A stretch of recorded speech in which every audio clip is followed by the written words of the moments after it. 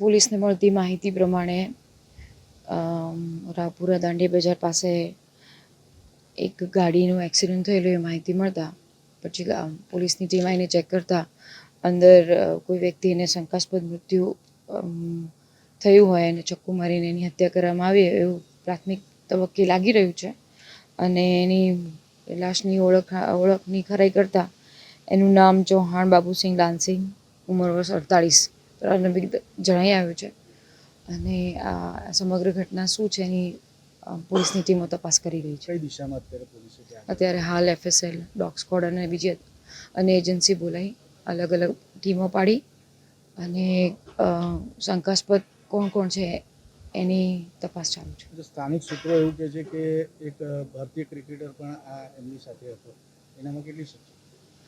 અત્યારે હાલ પ્રારંભિક રીતે કહેવું ડિફિકલ્ટ પડશે કારણ કે અત્યારે હાલ અલગ અલગ દિશામાં આ ગાડી ક્યાંથી એક્સિડન્ટ એનું થયેલું છે તો કેવી રીતે અથડાઈ છે, CCTV ફૂટેજ શું છે, એના ઘરના મેમ્બર શું કહી રહ્યા છે, પરિવારવાળા શું કહી રહ્યા છે, આખા દિવસની ઘટના શું હતી એના આધારે શું થયું છે એના આધારે આપણે પોલીસ